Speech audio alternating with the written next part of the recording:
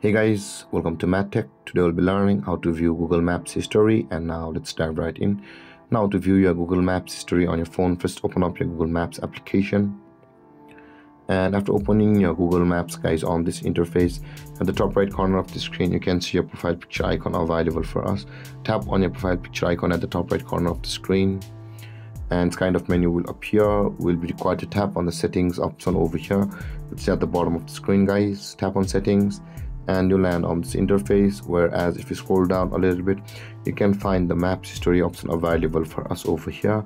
Tap on the maps history and all of your Google Maps history to do that, if you have not deleted it yet, will be shown to you like this. It will be over here to the down.